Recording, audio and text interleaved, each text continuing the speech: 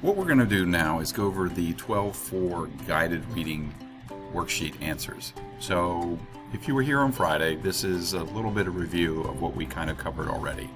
So as we take a look here at the map, you can sort of see California and Utah, the two places of the people that we're going to discuss here in section 4. So obviously in California you have people that are heading out for the gold rush, and then in Utah you have members of the Church of Jesus Christ of Latter-day Saints, also known as Mormons. So what we did here was brought out our map that was on the physical map of the United States, and I had you label and color the area of California. Now in your map that was of that time, you have this area colored in yellow. So what I'd like you to do is, since you've already labeled Utah, is if you could trace the outline of the present day state, that would be very beneficial so we can know about what we're talking about as we go through. So we're going to talk about 49ers and Mormons and how those groups are differently motivated. And so obviously 49ers were heading out to the west because they were attempting to strike it rich. The idea of the Mormons heading out west was for religious reasons, to escape the persecution that they had felt back east as they began their religion in the 1830s and moved from various states to try and avoid that. Now, in class we discussed this already. Of the two things, which one happened first? Well, the Mormons actually began to settle Utah prior to the California Gold Rush. So Mormons began to make their trek in the mid of the 1840s, about 1846. California Gold Rush, of course, does not happen until the gold is discovered in 1848, and then the Gold Rush itself begins in earnest in 1849. So, as we look at this, the answers that we're going to kind of go over here are the ones dealing with the first ones that we've already gone over. So we talked about 80 to 100,000 49ers coming in search of gold, all within 12 months, which is really fast. Then numbers 2 was really simple. Basically, 49ers are people searching for gold in California, in Northern California in 1849. And then number 3 is basically asking you that question, where did they come from? And as you sort of have on your answer sheet, hopefully, you have the United States, South America, Europe, Australia, and China. You can't just write down everywhere, okay? It's not sufficient enough. So I want to just take a second here to show you some of the places and the routes in which 49ers were able to get to and access the California goldfields. So the rush begins with people trying to get to California the fastest way.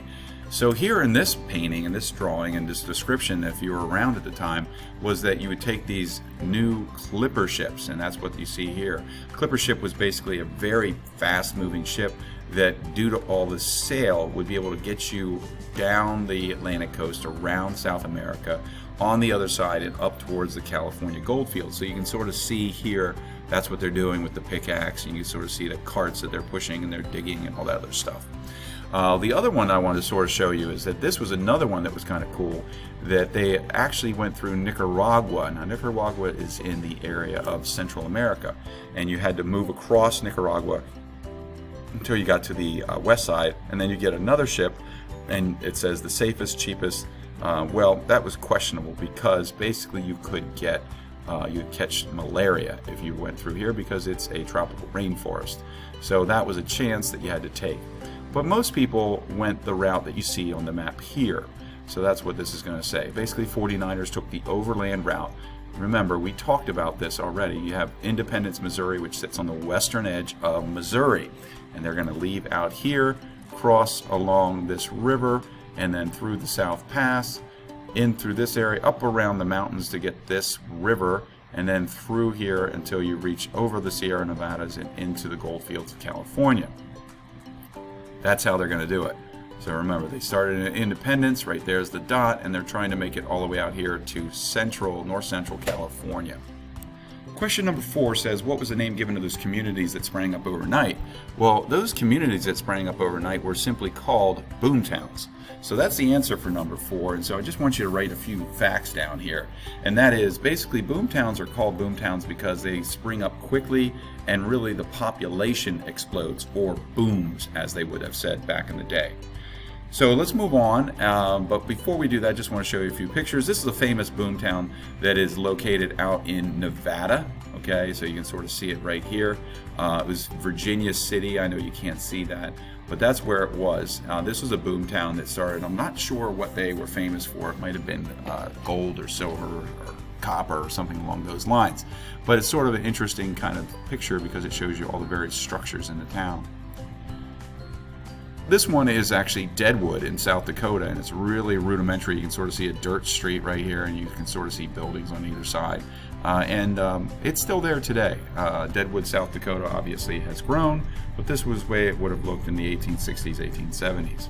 Some of these other pictures are just basically boomtowns throughout the time. San Francisco, but this obviously is not San Francisco. This is out in the rolling hills, I think, of Montana. But here is some of the abandoned ships in the San Francisco harbor. If you look, none of them are really flying any of their sails because what has happened in the picture is the crew has abandoned the ship, all hoping to basically strike it rich. So they were sailors, and now they've given up and they were going to become miners. So question number 5 says, what city grew from a small village into a city of more than 20,000? In essence, is a boomtown, and that would be Sacramento. Is close, but no, it's actually San Francisco right down here. So I wanted to draw attention that you see the natural, beautiful harbor of San Francisco, California. And then you could sort of see then right into number 6, the question says, where did miners find gold? Well, the answer you should have written down is in the Sierra Nevada mountains. Okay, I know that the book says the hillsides, and you are correct, but that's where I wanted you to think of, is these hillsides of the Sierra Nevadas. Okay, so that's the answer for number 6.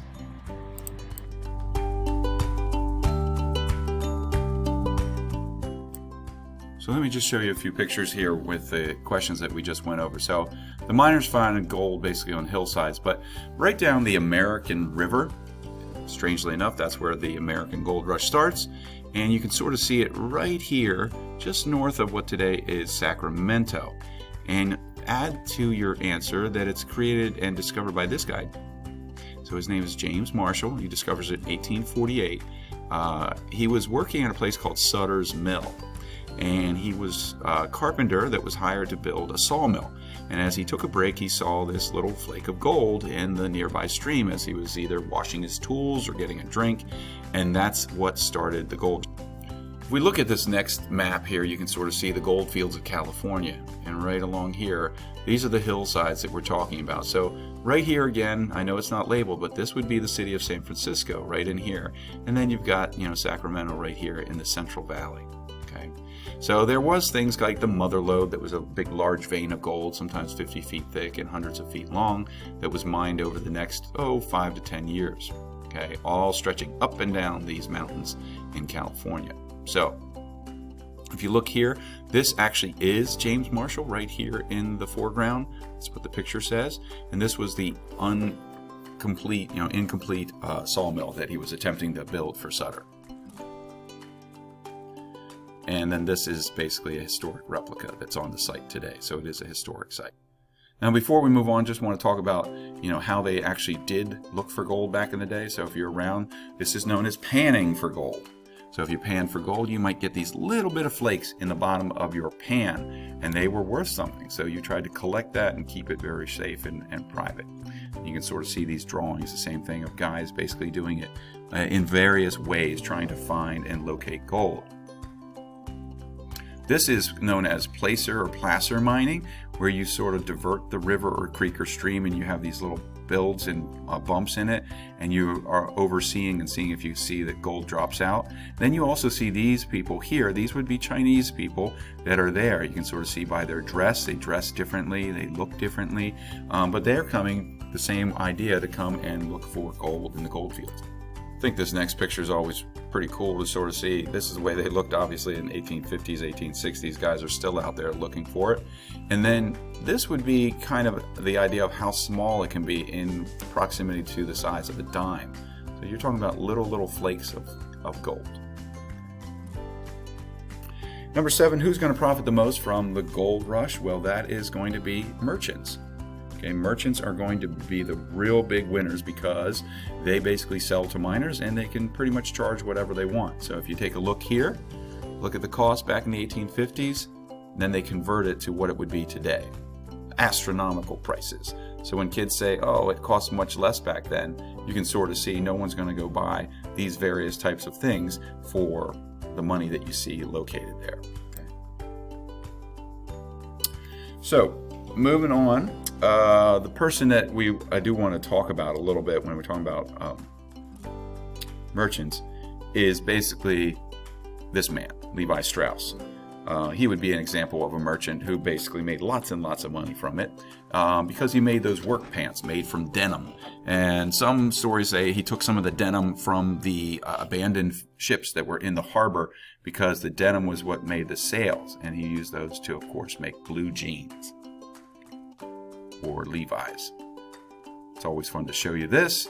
This was a pair of jeans that sold, and you can sort of read it to yourself, way back in 2001 to the Levi Strauss company that was creating a jean museum.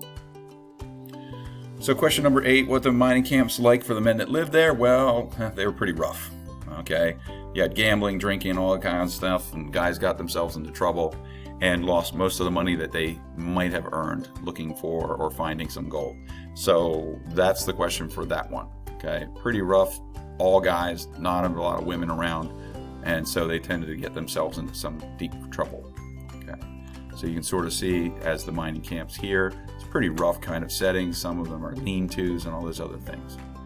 All right, so number 9, who were vigilantes? Well, vigilantes were people who were groups of men that took the law into their own hands and often acted as administrators of justice. So I saw in some of your answers you wrote down, they were the judge, jury, and executioners. Remember, they're doing this before the creation of police departments. So there is no law, so these people take the law into their own hands. So what's the long-lasting effects of the gold rush on California economy? Well, not everybody struck it rich, but a lot of people went there and then they settled California. Even though they didn't strike it rich, they decided they liked the climate, they liked the location, and they stayed. And so it gave new merchants, new styles of clothing that we already just talked about. They start to establish governments. They start to basically get the state ready to become part of the United States. Question number 11, what happens to the population during the gold rush? Well, it just reaches its limit. Technically, I believe it's 60,000. So they're at the point where they can say we are ready to become a state.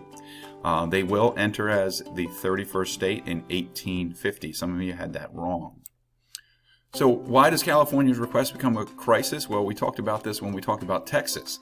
And the answer is basically it's going to upset the balance of slave and free states. That's basically the main reason why it's going to cause a crisis. So you got to figure out what are they going to do. Well, they postpone it for 6 months, but eventually they do let them join quickly in 1850.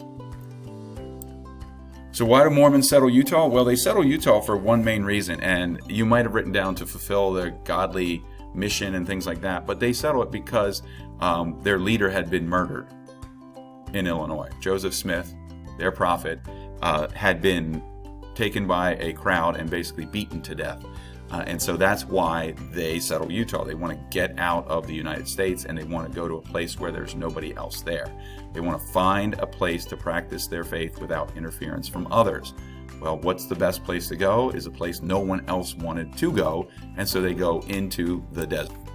So going back a little bit, number 14, who founds the Mormon Church and who led the Mormons to Utah? Well, those are two different men. So just a little bit about the Mormons. They start in New York around the 1830s, and their founder is this man, Joseph Smith. And Joseph Smith is the founder of the faith. Okay, he is the prophet. And he's the guy who basically goes out, finds some tablets, is supposedly the way that their story goes. He transcribes those tablets into what we call the Book of Mormon. The time period for all of this is actually the 1830s.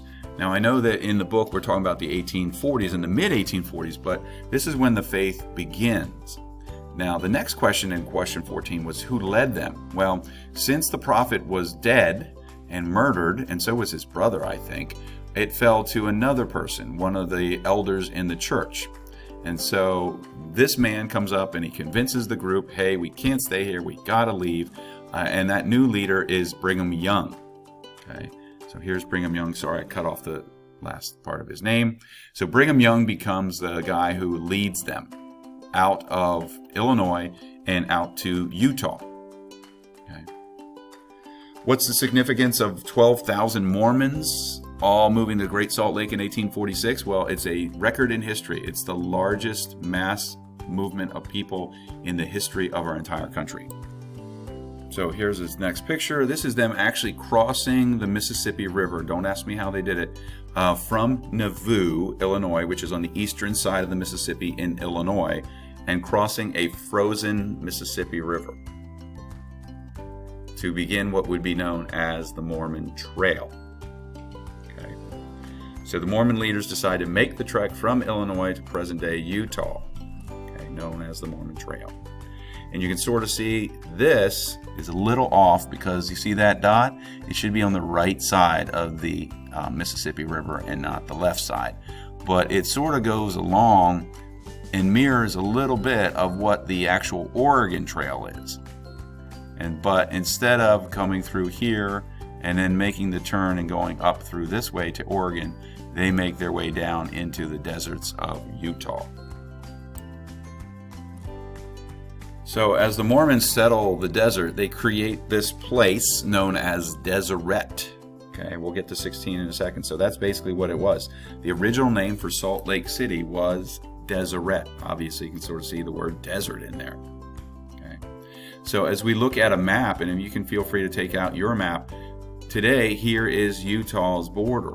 Okay, but what they had envisioned was this massive area that would be their state of Deseret.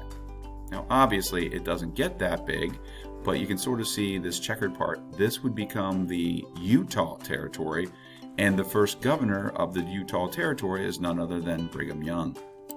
So I kind of outlined that map for you here. So this would be Utah Territory in general.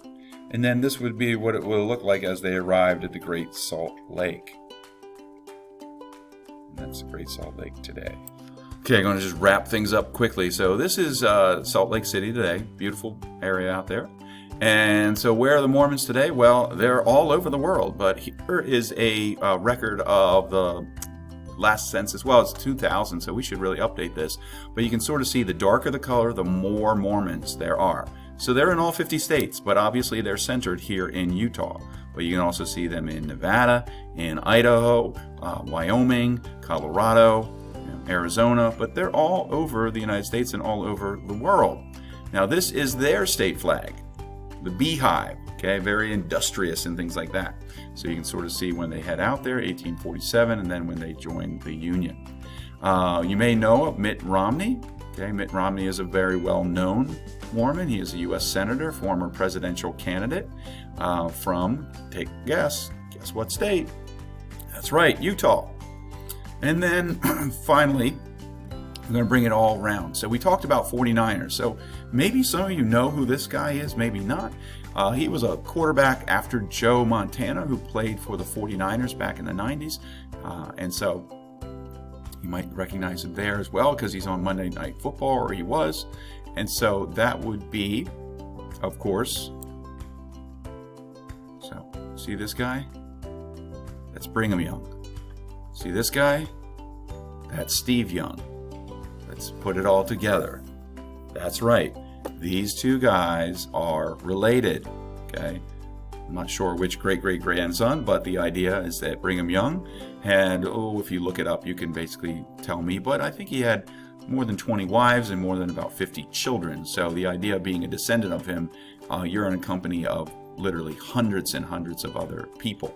So you can see it all wrapped up between 49ers and Mormons. So that's where we end.